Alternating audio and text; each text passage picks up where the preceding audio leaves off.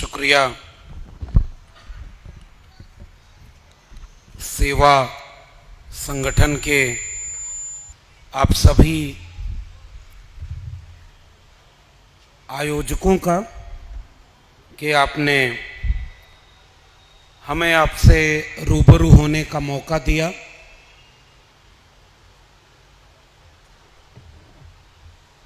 नागपुर एक ऐसी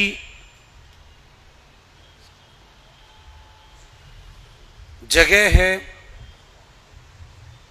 जिसकी मिट्टी से हमें एक अलग तरह का आकर्षण, जुड़ाव महसूस होता है।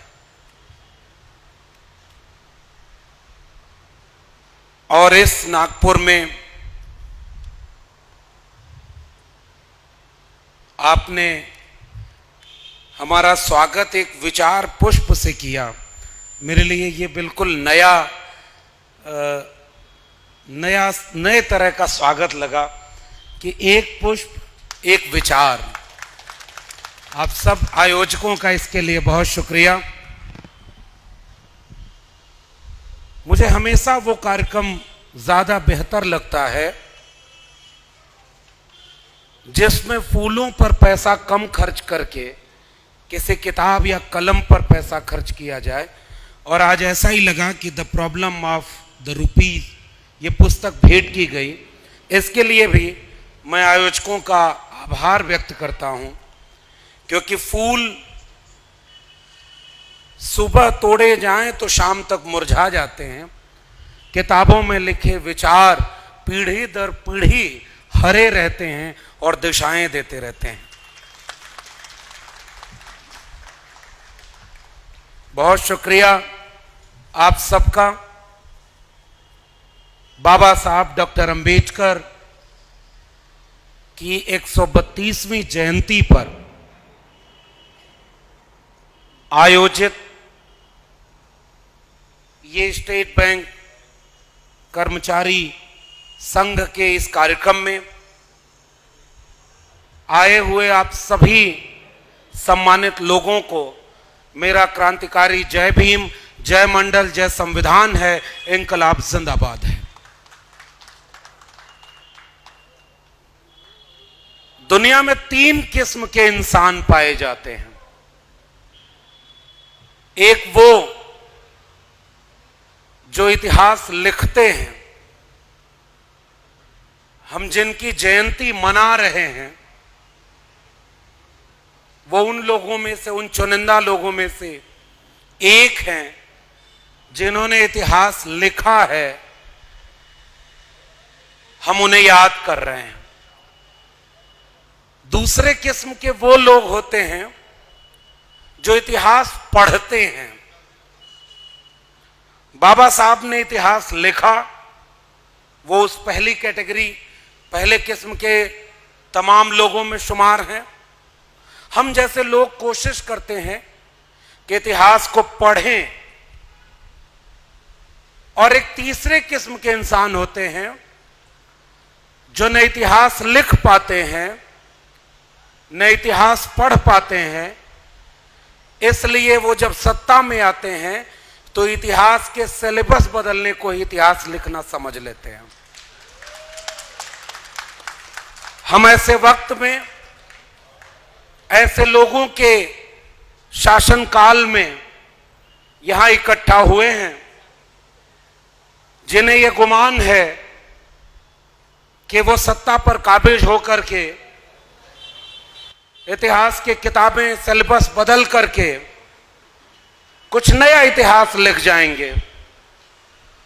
और अभी हमारे पूर्व के वक्ता ने बहुत शानदार एक बात कही कि नागपुर जैसे हम बाबा साहब के एक कर्म भूमि, संकल्प भूमि और एक दिशा भूमि के रूप में जानते हैं।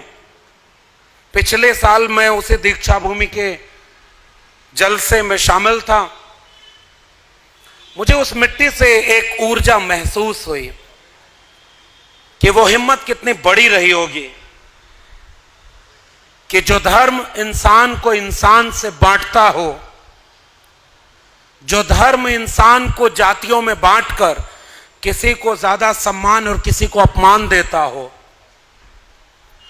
मैं ऐसे धर्म में पैदा जरूर हुआ क्योंकि ये मेरे वश में नहीं था, लेकिन मैं उस धर्म में मरूंगा नहीं, ये मेरे वश में है।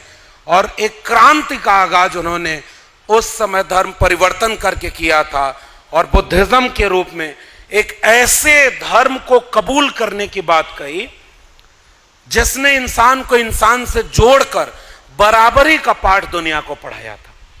तो मैं नागपुर की जमीन को उस जगह से देखने और महसूस करने की कोशिश करता हूं। और वहां से जब देखने की कोशिश करें तो आपको नागवंश तक जाना पड़ेगा। यहां किनका शासन था और क्यों बाबा साहब ने नागपुर को चुना। नागपुर के लोग हमसे बेहतर ये इतिहास जानते हैं।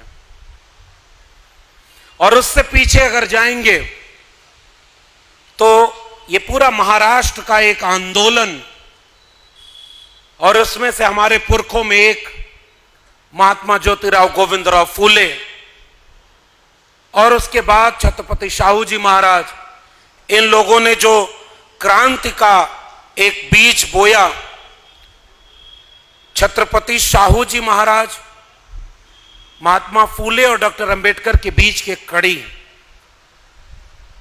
तो छत्रपति शाहू जी महाराज से होते हुए महात्मा फूले के पूरे इतिहास से जुड़ने की मैं कोशिश करता हूं। हमारे यहां हिंदी की दुनिया में नव जागरण पढ़ाया जाता है, रेनेसा। उसमें एक सबसे ज्यादा ताकत से पढ़ाया जाता है, वो बंगाल का नवजागरण है। और दूसरा एक नवजागरण जो रेनेसा, जो क्रांति थी, उसे उतनी तवज्जो नहीं मिले, वो महाराष्ट्र का नवजागरण था।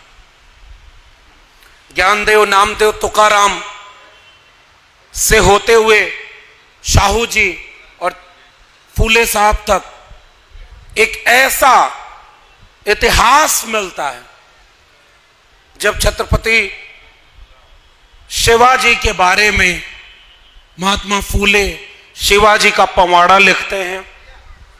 किसानों का दर्द बयां करने के लिए किसान का कूड़ा लिखते हैं।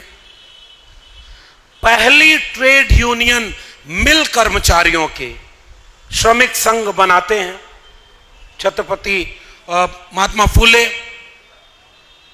और वहां से एक पूरी की पूरी विरासत, ऐसी विरासत जुड़ती है जिसे मैं आइडिया ऑफ इंडिया के विरासत कहता हूं।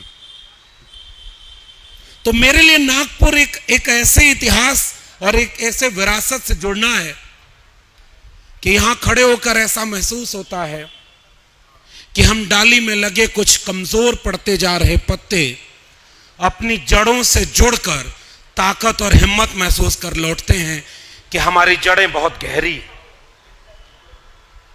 और इसी जगह एक दूसरी भी जड़ है, और उसे दीक्षा भूमि के पास में ऐसे लोग भी हैं जिन्होंने लगभग 100 साल पहले अपना एक संगठन बनाया जिसके लिए दावा करते हैं कि वो गैर राजनीतिक संगठन है, लेकिन सबसे ज्यादा राजनीतिक काम वहीं होते। और वहां से वो पूरे भारत को एक नए रूप में देखने और बदलने की कोशिश कर रहे हैं। वो एक दूसरा विचार है। और अभी जब साथी बोल रहे थे कॉमरेड ए बी वर्धन का शहर, तो मुझे याद आ रहा था कि जब 1990 में मंडल आंदोलन के विरोध में कमंडल लेकर के कुछ वो लोग निकले थे भारत की सड़कों पर, जो उस समय हिंदू हृदय सम्राट और क्या क्या बन रहे थे। उस समय उस रथ की यात्रा को रोकने वाले लोगों में से एक लोग कॉमरेड ए बी वर्धन भी थे। बिहार में एक बहुत बड़ी सभा हुई थी और उसके बाद बिहार के मुख्यमंत्री उस समय लालू प्रसाद जी थे, और उन्होंने उस दंगाई आतताई रथ को रोका था। और आज मैं बार बार ये बात जोर देकर कह रहा हूं कि मंडल के विरोध में वो कमंडल का रथ निकला था, और उस रथ के संयोजक में से कुछ ऐसे चेहरे थे जो 2013 में जब गुजरात से निकलकर देश का प्रधानमंत्री बनने की कोशिश कर रहे थे तो उन्हें अपनी जात याद आने लगी और दोनों बाहें फैलाकर कहे कि मैं ओबीसी मां का बेटा हूं, मुझे वोट दे दीजिए। उस पूरे आइडिया ऑफ इंडिया का एक सूत्र भी नागपुर से जुड़ता है। तो वो जो मेरी निगाह में जब हम बाबा साहब को याद करते हैं तो ऐसे सभी कार्यक्रमों में संविधान की प्रस्तावना पढ़ाई जाती है, बहुत शानदार काम। और वो संविधान की प्रस्तावना जब हम पढ़ते हैं तो उसमें जो साफ तौर पर लिखा हुआ है, न्याय, समता, बंधुता, ये 3 मूल्य, और उनमें से भी साफ लिखा जा रहा है सामाजिक, आर्थिक और राजनीतिक न्याय, विचार, अभिव्यक्ति, विश्वास, धर्म और उपासना की स्वतंत्रता, और तीसरा प्रतिष्ठा और अवसर की समता। इसका अर्थ यह है कि बाबा साहब को याद किया जाना, भारत के संविधान को सामने रखकर याद किया जाना,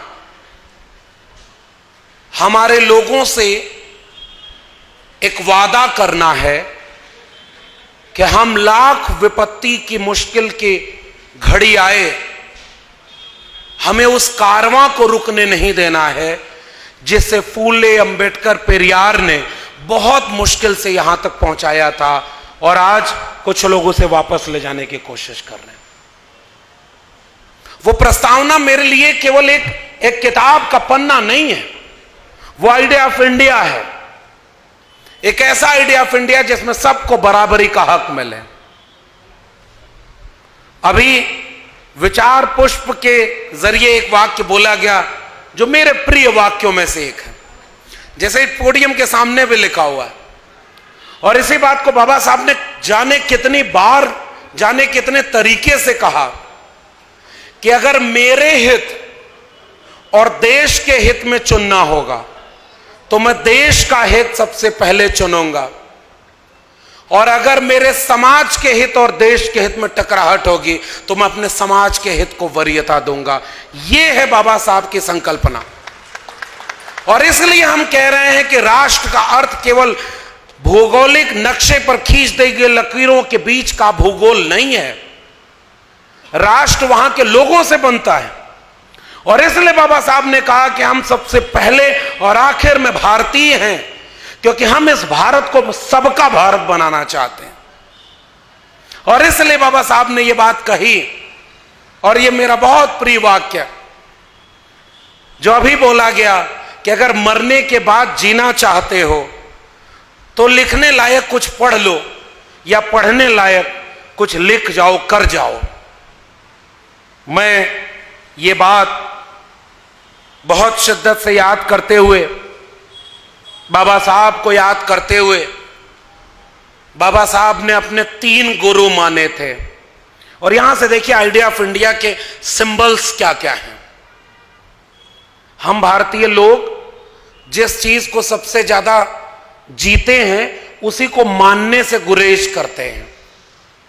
जैसे जाति व्यवस्था इस देश की ऐसी बीमारी है कि भारत छोड़िए, विदेश में जब इन भारतीयों को जाने का मौका मिला तो 2 चीज ले जाना नहीं बोले, यहां का बना हुआ अचार और यहां की बनी हुई जाति व्यवस्था।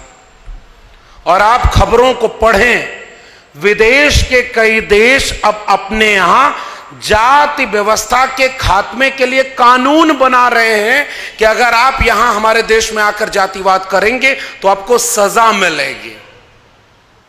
हमारे यहां अभी ऐसा कोई कानून नहीं बना है। हमारे यहां तो विडंबना और विरोधाभास यह है कि वो लोग जो अपने दिल में गोडसे गोलवलकर हेडगवार को रखते हैं, वो भी 14 अप्रैल को बिरसा, फुले, अंबेडकर को याद करते हुए बाबा साहब की प्रतिमा पर फूल और माला पहनाते हैं। ये कैसे संभव है भाई? दोनों एक साथ कैसे चलता है? बाबा साहब ने एक बहुत महत्वपूर्ण बात कही है, यहां से एक इशारा कर रहा हूं, और इतनी बड़ी चेतावनी डॉक्टर अंबेडकर ने किसी दूसरी बात के लिए नहीं देते। और यहां से मैं अपनी बात शुरू करना अपनी जिम्मेदारी समझता हूं। पाकिस्तान और द पार्टीशन ऑफ इंडिया किताब में डॉक्टर अंबेडकर लिखते हैं कि अगर हिंदू राष्ट्र हकीकत बनता है तो वो इस देश के लिए सबसे बड़ा अभिशाप होगा। हिंदू कुछ भी कह ले, हिंदू धर्म स्वतंत्रता, समानता और बंधुता विरोधी है। यह लोकतंत्र से मेल नहीं खाता है। इसलिए किसी भी कीमत पर इस देश को हिंदू राष्ट्र बनने से रोका जाना चाहिए। इतनी सख्त चेतावनी डॉक्टर अंबेडकर ने किसी दूसरी चीज के लिए नहीं देते। और मैं नागपुर में खड़े होकर 2023 में डॉक्टर अंबेडकर की 132वीं जयंती मनाने वाले लोगों के सामने ऐसे इसलिए याद कर रहा हूं क्योंकि मैं ये बात दावे से कह रहा हूं कि हमारे पुरखे अपने हुनर, अपने काबिलियत में दूरदर्शी इतने थे कि उन्हें यह बात अंदाजा पूरी तरह से था कि आप कितना भी अच्छा संविधान का प्रस्तावना लिख लीजिए कि हर व्यक्ति को अपने विचार को मानने की आजादी होगी, उन्हें अपना उपासना पद्धति से लेकर के धर्म के प्रचार और सबकी आजादी होगी।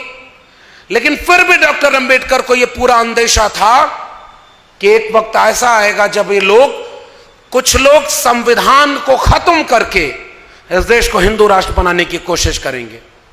नागपुर के लोगों, दिल पर हाथ रख के पूछिए कि क्या आज ये कोशिश सामने हमारे दिख नहीं रही? इस देश के बड़े बड़े कुर्सियों पर जिनको हमने बिठाया, झूठ बोलने वाले लोग सत्ता की कुर्सियों पर बैठकर पूरे आत्मविश्वास से इतना तेज से सच बोलते हैं, गोया वही झूठ ही इस दौर का सच हो। सबका साथ, सबका विकास, सबका विश्वास। और उसी समय इसी देश में रोहित वेमुला से लेकर पायल तड़वी और अभी हाल ही में आईआईटी में पढ़ने वाला एक छात्र दर्शन सोलंकी को सांस्थानिक हत्या का शिकार होना पड़ा। यह कैसा सबका साथ और सबका विश्वास है? आजादी का अमृत महोत्सव मनाने वाला मुल्क, हर घर तिरंगा, हर हाथ तिरंगा, इसकी बात करने वाला देश आज भी मटका पानी का छू लेने पर एक बच्चे की हत्या नहीं रोक पाया क्योंकि उसकी जाति दलित थे। इस देश में आज भी सांस्थानिक हत्या जाति देखकर होती है। और तब मैं डॉक्टर अंबेडकर को याद करते हुए उस चेतावनी को इसलिए दोहरा रहा हूं और नागपुर से यह बात पूरे देश में जानी चाहिए। डॉक्टर अंबेडकर की जयंती मनाने का अर्थ कतई नहीं कि हम केवल और केवल इस बात को याद करें कि हमारे पुरखे कितने शानदार शख्सियत के धनी थे। अरे वो थे, और वो पहली कैटेगरी के लोग थे जिन्होंने इतिहास लिखा है। फिर भी आज से अगर हम डॉक्टर अंबेडकर को जोड़कर नहीं देखते और आज की चुनौतियों से जोड़कर नहीं देखते तो भाई ये जय भीम तो वो लोग भी बोल रहे हैं जोर से जो दिल में जय श्री राम बोलते हैं। और ये दोनों नारों का गठजोड़ क्या संभव है क्या? इसलिए मैं इस चुनौती से आपको रूबरू कराने आया हूं। बुलडोजर के दौर में मेरे अपने दिल्ली विश्वविद्यालय के प्रोफेसर हैनी बाबू आज भी जेल में है। एक बार पता करिए वो क्यों जेल में है। प्रोफेसर आनंद तेलतुंबड़े अभी जेल से रिहा हुए, पूछिएगा बाबा साहब की अपनी रिश्तेदारी में आने वाले प्रोफेसर आनंद तेलतुंबड़े को जेल में किसने भेजा और क्यों भेजा था? गौतम नौलखा वर्बर राव वहां से होते हुए भीमा कोरेगांव के 100 साल पूरे होने पर जिन लोगों ने वहां पर सम्मेलन किया उनको दंगाई बताकर आज भी जेल में रखा गया है। वो बाबा साहब को मानने वाले लोग नहीं है क्या? इसी देश में आज भी क्रांतिकारी इस्तकबाल और इंकलाब जिंदाबाद का नारा बोलने के जुर्म में हमारा अपना दोस्त उमर खालिद 3 साल से ज्यादा हो गया जेल में है।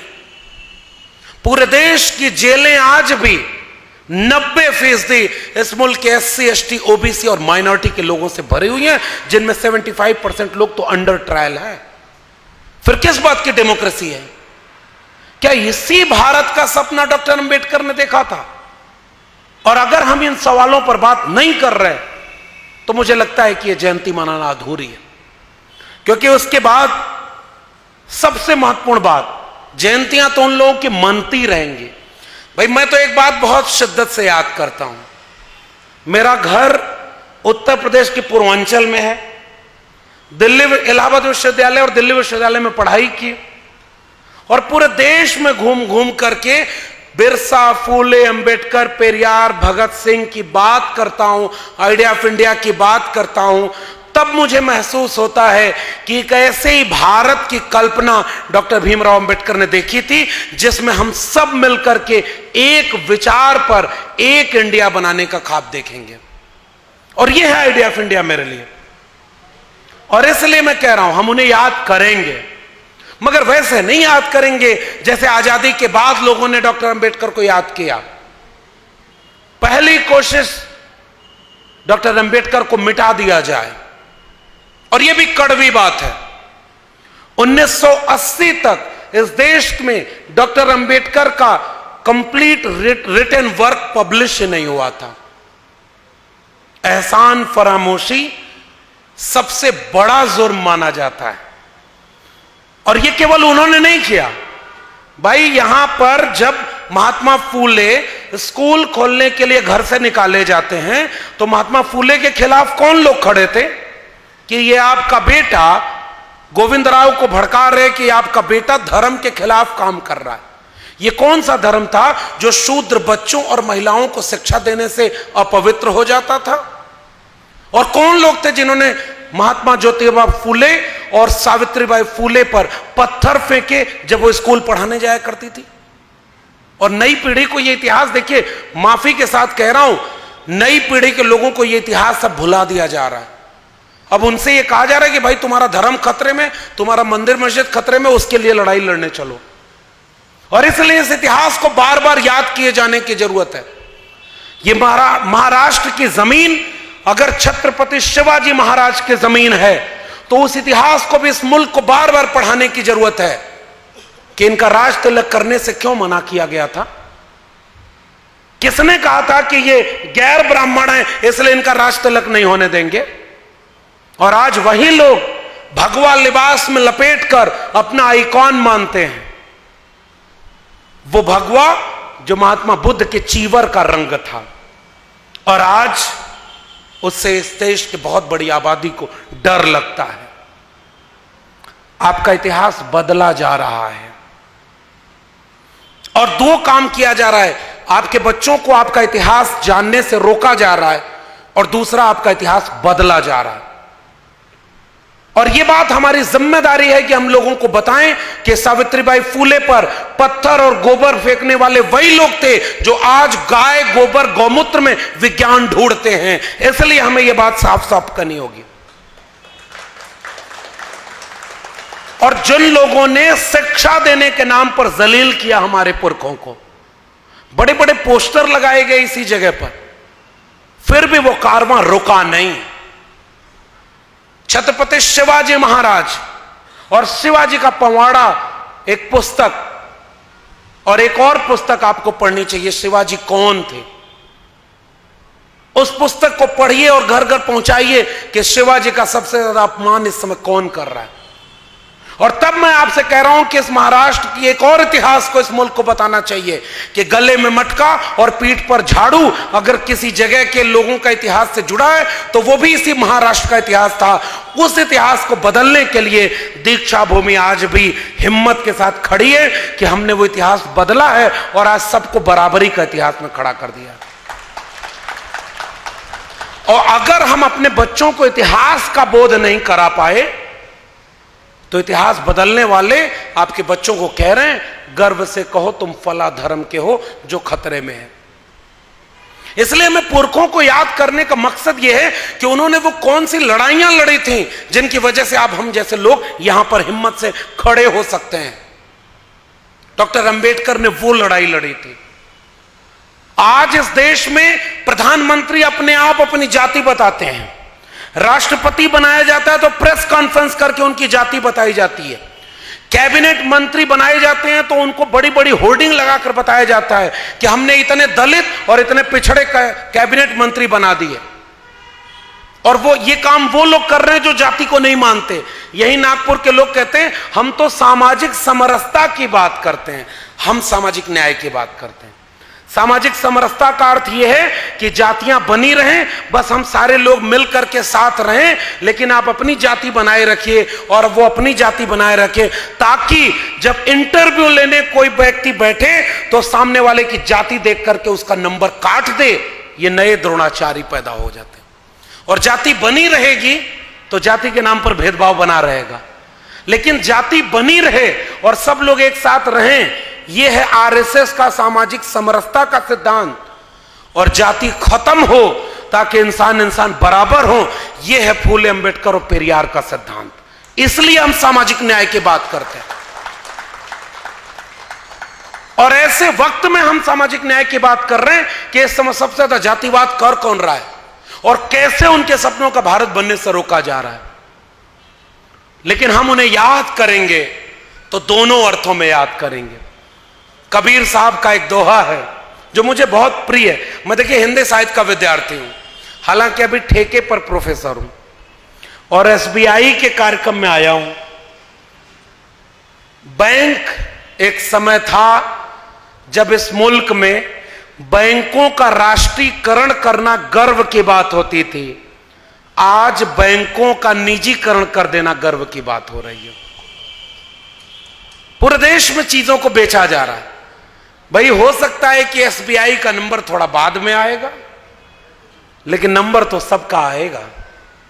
जलते घर को देखने वालों, फूस का छप्पर आपका है, आग के पीछे तेज हवा है, आगे मुकद्दर आपका है। उनके कत्ल पे मैं भी चुप था, मेरा नंबर अब आया, मेरे कत्ल पे आप भी चुप हो, अगला नंबर। और साफ तौर पर यह बात कही जा रही क्योंकि हमें टुकड़ों में बांटा गया। और इसलिए मैं जब अपने पुरखे डॉक्टर अंबेडकर को याद करता हूं तो आजादी के बाद डॉक्टर अंबेडकर को पहले मिटाने की कोशिश की गई। 1980 तक उनकी कंप्लीट राइटिंग नहीं थी। पहली बार 1980 में सारे वॉल्यूम छप कर आए। 1990 में भारत रत्न मिला क्योंकि कोशिश की गई थी कि डॉक्टर अंबेडकर को हम गायब कर दें। लेकिन वो क्या है ना कि कुछ बीज ऐसे होते हैं कि अगर उन्हें बंजर जमीन पर भी फेंक दिया जाए तो एक दिन जमीन का सीना चीर कर इंसानियत की फसल लहलहाने के लिए खड़े हो जाते हैं। Doctor B R. अंबेडकर उस बीज का नाम था। और जब वो नहीं रोक पाए डॉक्टर अंबेडकर को आइडिया ऑफ इंडिया का एक सबसे बड़ा आइकॉन बनने से, तो दूसरी साजिश डॉक्टर अंबेडकर के साथ ये की गई कि उन्हें दलितों का नेता बता दिया जाए। और तब मैं आपके सामने कह रहा हूं डॉक्टर अंबेडकर क्या है मेरे लिए। डॉक्टर अंबेडकर, गुरूर का अर्थ है अंबेडकर, गर्व का अर्थ है अंबेडकर। क्यों?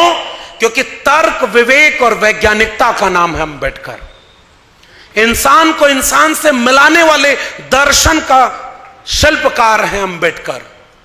और दलितों का नेता।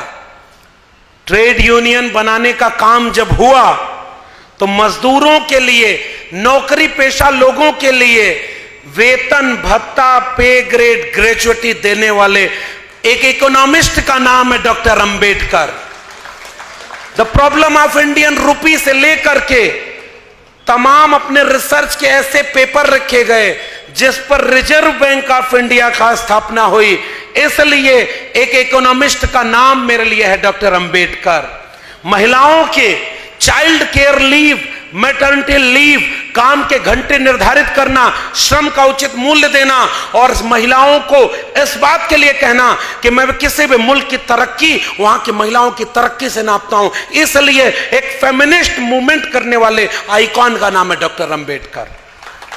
5 अखबार निकालने वाले, प्रबुद्ध भारत, समता और जनता से लेकर के बहिष्कार, तमाम तरह के अखबार निकालकर ये बात कहने वाले कि अछूतों का अपना कोई अखबार नहीं होता और जिनकी पीढ़ियां बोलने नहीं वाली होती हैं उनकी आने वाली नस्लें गूंगी पैदा होती हैं। इसलिए एक पत्रकार का नाम है डॉक्टर अंबेडकर, उन्हें आप दलितों का नेता बता रहे थे। उस बात को अगर आगे बढ़ाएं, सोशल रिफॉर्मर अंबेडकर, कुछ लोग थे इसी महाराष्ट्र के इतिहास में जो उसी दौर में कह रहे थे ये तेली तंबोली संसद चुनाव लड़ करके क्या हल चलाने जाएंगे। आप नाम जानेंगे कि नहीं उनका? भाई मैं नाम नहीं बोलूंगा, क्योंकि जिस जगह जिस मंच पर फूले, अंबेडकर, पेरियार, शिवाजी का नाम लिया जा रहा हो वहां बाकी किसी की हैसियत में ऐसी नहीं समझता कि ऐसे मंच से उनका नाम भी लिया जाए, लेकिन मैं इशारे में बताऊंगा जरूर। और फूले साहब ने उनको चिट्ठी लिखी थी उन लोगों को। एक बहुत बड़े सोशल रिफॉर्मर आज भी जनरल नॉलेज के किताब में पढ़ाए जाते हैं। और उन्होंने कहा कि विधवा विवाह होना चाहिए, और घर में अगर एक विधवा हो गई तो उन्होंने विवाह करने से मना कर दिया। फूले साहब ने चिट्ठी लिखी कि तुम लोग किस बात के समाज सुधारक बने फिरते हो, तुम अपने घर में जब उसे लागू नहीं करते। और इसलिए इसी महाराष्ट्र के लोगों में से एक लोग थे जिन्होंने जाति देख करके और तमाम चीजों को देख करके उनके मूवमेंट के ऊपर हमला किया। और इसलिए बाबा साहब ने यह बात लिखी है। बाकी सारे सुधारक परिवार सुधारक थे, केवल एक समाज सुधारक थे ज्योतिराव गोविंदराव फूले, वो असल मायने में समाज सुधारक थे। सिलेबस में फूले कहां है? और आज भी सिलेबस में फूले कायदे से शामिल नहीं है। और इसलिए सोशल रिफॉर्मर डॉक्टर अंबेडकर को मैं याद करता हूं। साफ तौर पर उन्होंने कहा जब तक जाति रहेगी जाति के नाम पर शोषण रहेगा। इसलिए उन्होंने आइडिया ऑफ इंडिया की बात की एनिहिलेशन ऑफ कास्ट के जरिए। और तब मैं आगे बढ़कर के कहता हूं किसानों के लिए, किसानों की बात, एक किस्सा बड़ा महत्वपूर्ण है। एक बार 1980 से 88 के बीच का दौर है। सत्यशोधक समाज अपना काम कर रहा है। महात्मा फूले, एक बार अंग्रेजों का एक दल आया हुआ है कि किसानों की कैसी स्थिति है इसके बारे में पड़ताल की जाए। और ज्योतिबा फूले एकदम फटा पुराना कपड़ा और एक बेहद खराब सा कंबल लेकर के कंधे पर उस कमीशन के सामने दस्तक देते हैं। दरबान रोक देता है कि भाई आप कहां चले आ रहे हो, ये बड़े लोगों की मीटिंग हो रही है। तुरंत दूसरे जो आयोजक थे वो दौड़ के आए, कहे पहचान नहीं रहे, ये ज्योतिबा फूले हैं, ये यहां के आमंत्रित लोग हैं और ये अपनी समस्या बताने आए हैं। और अंदर पहुंचकर ज्योतिबा फूले ने एक वाक्य बोला उस कमीशन के चेयरमैन से कि ये भरे पेट वाले और अच्छे लिबास में सजे धजे लोग अपने भाषणों से ये नहीं बता सकते कि इस मुल्क में किसानों की स्थिति क्या है। आप ये जान सकें कि इस मुल्क का किसान खाली पेट फटे हाल कितनी बुरी स्थिति में रह रहा है, इसलिए मैं ये लिबास पहनकर आपके सामने भारत के किसानों की समस्या कहने आया। और इसलिए मैं महाराष्ट्र को याद कर रहा हूं कि जिस दौर में हमारे उत्तर भारत में बुलडोजर चल रहा है, वहां आपके महाराष्ट्र में सोशल मूवमेंट चलता है, चाहे वो बाबा साहब को याद करने का, चाहे वो लाखों लोगों के किसानों का आंदोलन करने का। मैं उन दोनों की नजर से आज बाबा साहब को देख रहा हूं कि बाबा साहब ने किसानों की मुक्ति के लिए कितनी बड़ी बातें कही। उसमें विस्तार से पढ़ना चाहिए इस देश को, लेकिन किसान आंदोलनों में बहुत वक्त लगा कि बाबा साहब को वो अपना आइकॉन माने। Educationist Ambedkar, Bombay legislative assembly, वहां खड़े होकर डॉक्टर अंबेडकर ने एक अपना पूरा भाषण दिया है जो उनकी टोटल वॉल्यूम में प्रकाशित है कि अगर इस देश की सरकार 100 रुपए इस देश की जनता से वसूलती है तो उसका आधे से ज्यादा हिस्सा इस मुल्क की शिक्षा पर खर्च करना चाहिए। और शिक्षा सरकार की जिम्मेदारी है और आप बच्चों की फीस लेकर के उन्हें शिक्षा से वंचित करने की कोशिश कर रहे हैं। शिक्षा की बात करने वाले अंबेडकर ने एक ऐसे आइडिया ऑफ इंडिया का ख्वाब देखा था जहां आप किसी को मुख्यमंत्री और प्रधानमंत्री चुनते तो उनकी जिम्मेदारी सौंपते कि आप नए स्कूल, नए कॉलेज और नए विश्वविद्यालय बनाएंगे। 2023 के इंडिया में पुराने खुले हुए स्कूल कॉलेज को क्लोजर और मर्जर की पॉलिसी के तहत बंद करने को न्यू एजुकेशन पॉलिसी कहा गया है, नेशनल एजुकेशन पॉलिसी कहा गया है। और उसमें पॉलिसी में ड्राफ्ट नहीं, अब तो इंप्लीमेंट हो गया है। 45,000 सरकारी डिग्री कॉलेज जो भारत में हैं, अगले 20 साल में क्लोजर और मर्जर के तहत उनको बंद करके 15,000 डिग्री कॉलेज तक पहुंचा देना है। यह आइडिया ऑफ इंडिया क्या अंबेडकर के सपनों का भारत बनाया जा रहा है? सरकारी शिक्षा को बर्बाद कर दिया। मैं दिल्ली विश्वविद्यालय का एक ठेके पर प्रोफेसर, आपको एक और बात कह के जा रहा हूं, 40% सिलेबस ऑनलाइन मोड पर पढ़ाया जाएगा। दावा करेंगे कि हम विश्व गुरु बनेंगे और गुरु को ही ठेके पर रख दिया है।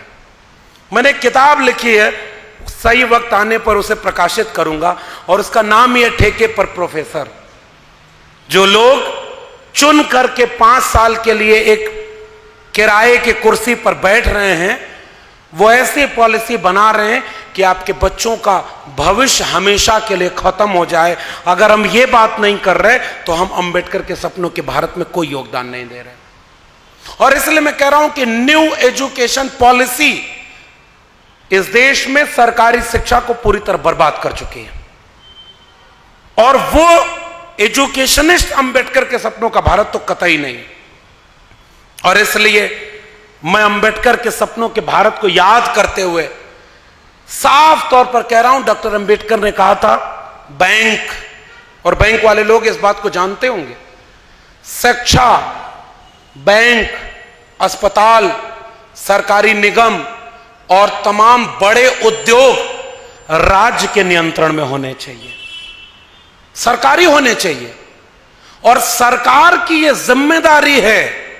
मिसाल के तौर पर मैं एक बात कहूं कि सरकार की जिम्मेदारी है कि जिस देश में गरीबी और अमीरी के बीच में खाई इतनी बढ़ जाए कि ऑक्सफैम की रिपोर्ट 2022 में कह रही है कि इस मुल्क के 1% लोगों के पास 40.5% संपत्ति का कब्जा हो गया और 50% लोग 3% संपत्ति पर गुजारा कर रहे हैं।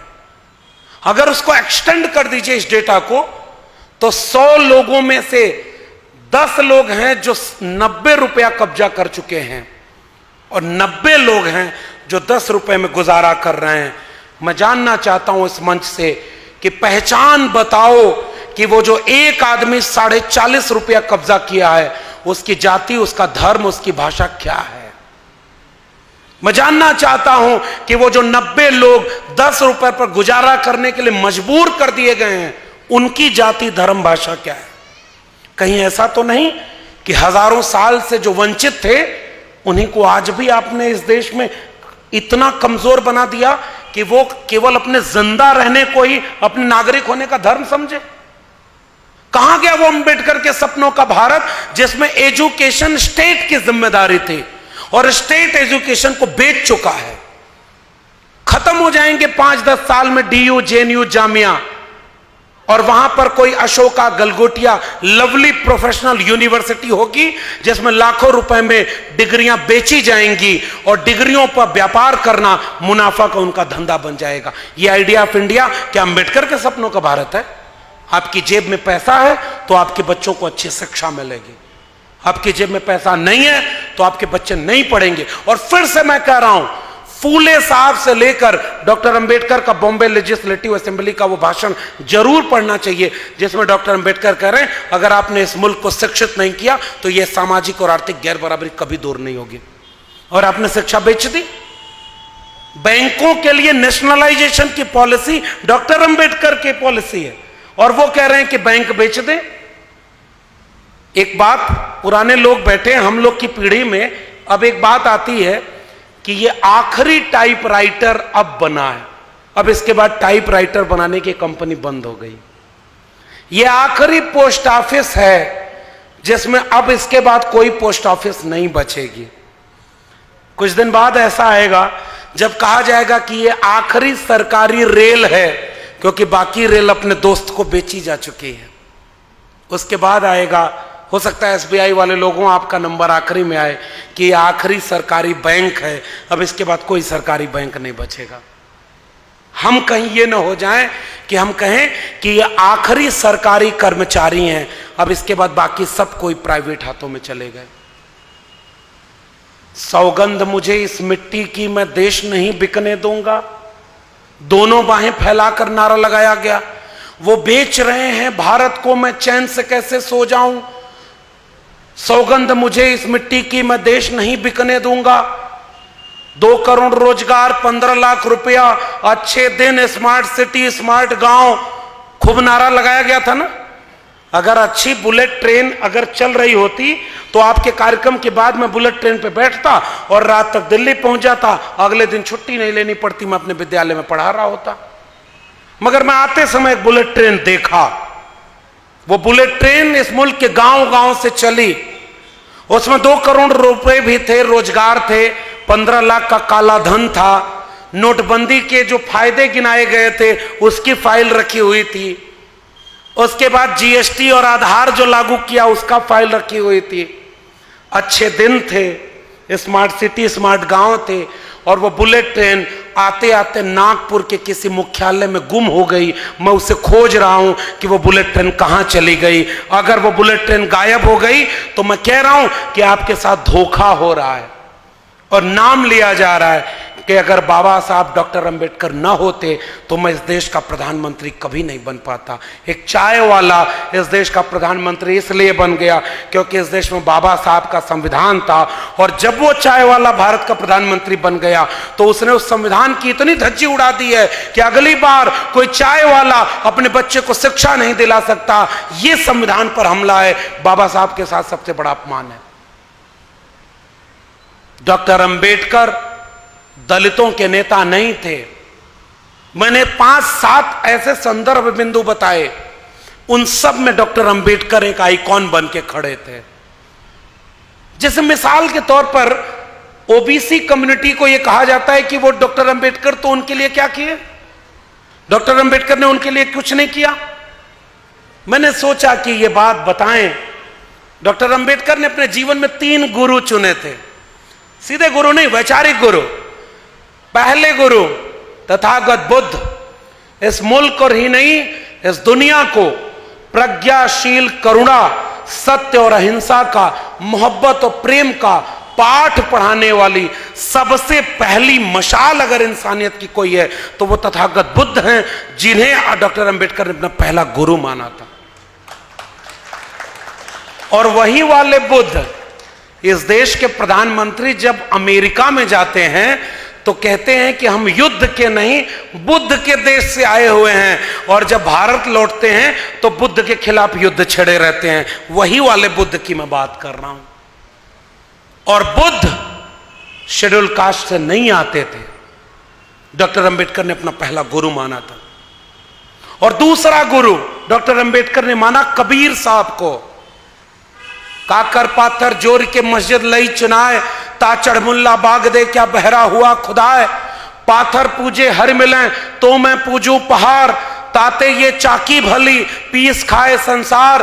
अरे इन दोन राह न पाई, हिंदुन की हिंदुआई देखी, तुर्कन की तुर्काई, अरे इन दोन राह न पाई। वो कबीर, दुनिया ऐसी बावरी पाथर पूजे जाए। साफ तौर पर इस मुल्क को ज्ञान और बराबरी की क्रांति की मशाल जलाने वाले लोगों में मैं सबसे ऊपर जिन लोगों में रखता हूं उनमें बुद्ध के बाद कबीर दूसरे व्यक्ति हैं। और कबीर उस तबके से नहीं आते थे जिससे अंबेडकर आते थे, फिर भी उन्होंने अपना गुरु बनाया। और आप कहते हैं कि डॉक्टर अंबेडकर केवल दलितों के हैं। और वो मशाल इसलिए उन्होंने कहा, कबीरा खड़ा बाजार में लिए लुकाठी हाथ, जो घर जारो आपना चलो हमारे साथ। डॉक्टर अंबेडकर घर फूंक करके बाहर निकले ताकि करोड़ों लोगों के घरों में खुशहाली आ सके। अपने बच्चे मर गए, पत्नी को चिट्ठी लिख करके माफी मांग रहे हैं कि मैं तुम्हारे मुताबिक तुम्हें अच्छा जीवन नहीं दे पाया। और अपनी पत्नी को लिख रहे कि अगर तुम ना होती तो मैं 10 साल पहले नहीं गुजर गया होता। एक अच्छे पिता, एक अच्छे पति नाकामयाब रहे डॉक्टर अंबेडकर ये बनने में, क्योंकि उन्होंने लाखों लाख लोगों के लिए, आने वाली कई पीढ़ियों के लिए इतना कुछ कर दिया, लेकिन उसके लिए अपने घर को त्यागना पड़ा।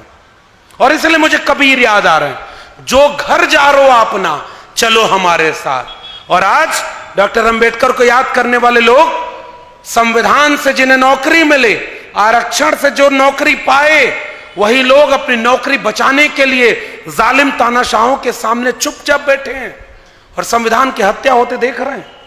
ये मैं अपनी भी आलोचना कर रहा हूं। अगर आपके सारी चीजें बिक रही हैं तो उसे बचाएगा कौन? और इसलिए मैं ये बात कह रहा हूं, हमारे यहां तीसरे गुरु के रूप में डॉक्टर अंबेडकर ने महात्मा ज्योतिराव गोविंदराव फूले को अपना गुरु चुना था।